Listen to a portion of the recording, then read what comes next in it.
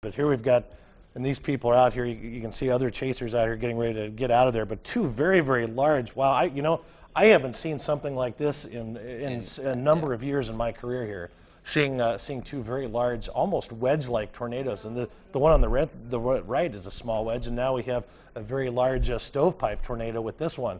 And so I don't think I could estimate, and even some satellite tornadoes going around that. So without a doubt, Nathan, and even with the shear velocities, we're seeing inbound and outbound winds, probably with probably gate-to-gate shear, probably in the area of in this lowest gate here of about 130 to 140 knots here. So it's very, very strong. Obviously, radar doesn't matter at this point because we're showing a live picture near Pilger of Ben McMillan's stream.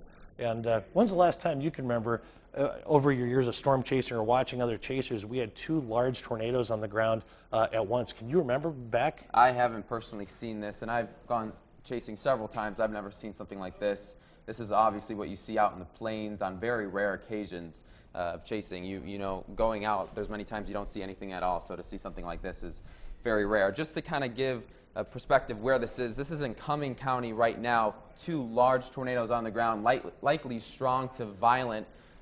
We could be talking over EF3, I wouldn't be surprised at all right now. And that's 4 miles, this was about 10 minutes ago. This was 4 miles west of Wisner. Now this is northwest of the town of Wisner, going at about 30 miles per hour. We are still looking at this crossing over Highway 15, really close to Highway 15. They're probably on Highway 15, those storm chasers right now. And this is crossing just northwest of Wisner, going into a more rural area of Highway 15 towards Highway 16, just west of Pender and southwest of Thurston. Absolutely amazing to be able to watch this unfold live with our viewers here. Obviously, you know, our thoughts and prayers are with the folks up here. Obviously, these two tornadoes look to be out in a rural area right now.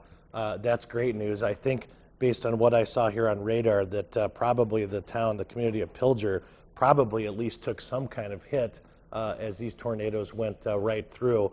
So we'll continue to gather data on that. This storm moving off to the east-northeast, I believe, and that'll move towards Pender and Thurston, and eventually it will move over into Iowa. Conditions are very favorable for these tornadoes to continue to track for quite some time.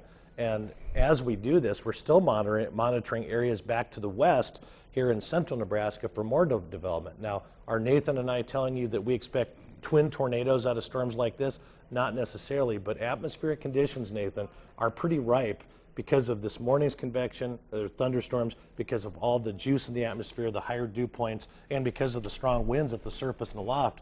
We expect the potential for like this to continue. What do you think? Yeah, certainly. And if you weren't with us before, we've already had reports of homes destroyed in or near Stanton. This was a report came in just less than a half hour ago. A home being destroyed approximately 6 to 7 miles northwest of Stanton, and that was moving across the Highway 275 east of Norfolk at that time. We've also had another report of a home destroyed either in Stanton. That was according to the storm report, but it looked like the storm went just to the west of Stanton. And this is moving again off to the northeast about 30 miles per hour. I'm expecting another tornado warning to be issued. It hasn't yet been, but it should be extended in the next 5 minutes or so.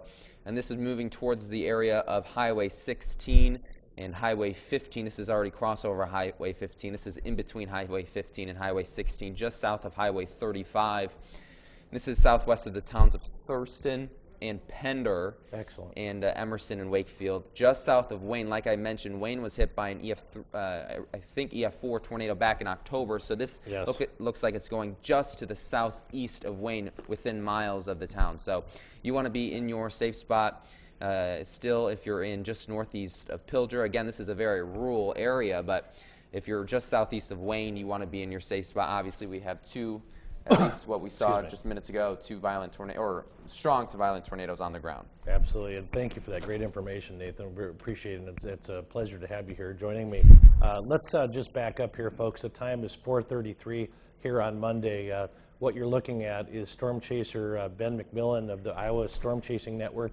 Live, two tornadoes on the ground we've seen He's starting to, you can see now he's moving his position to get a better look at these tornadoes. We've been tracking this on air live for about 20 minutes now as the initial tornado touched down just about the 4 o'clock hour. A particularly dangerous situation, which is an elevated tornado watch box put forth by the Storm Prediction Center of Norman, Oklahoma. And of course, they work with the National Weather Service, and of course we're all partners through this to help get the information out to keep you safe. So it's hard to tell with this right now, but we have at least one very large damaging tornado. Of course, we're driving by some damage right there to some corn cribs, and I do know if there's significant damage, Ben and his team are trained. He's not a paramedic, but I think he's trained as a first responder at the very least, and they typically stop in these communities to offer support to help people if they're in danger. So the reason why he's still filming this and still staying with it is I don't think he's seen any significant damage at this point to where he's needed to stop and lend some assistance, and hopefully we can get him on the phone here. Okay, he's going to call in. Okay. So Ben typically works on a national level with the Weather Channel and other major networks, and that's how he makes his money. And he's always kind enough to give us this stream and help us out here for our viewers because of our friendship, which we appreciate. But again, large damaging tornado on the ground, and that is moving to the northeast, just outside of our viewing area. We expect more, Nathan, let's touch on this real quick. We expect more development back to the west of this, right? Really in the heart, this north central part of our viewing area, which that tornado watch. And do we have the image of the tornado watch? Can we bring that up? Because yeah. I'm going to go ahead and step in front of the camera. And of course, if you guys can bring me up here before Ben's stream isn't really much to see now because we've got some rain obscuring some of this, and we've got some damage as well, which we'll bring to you. But here is a look at the tornado watch right now.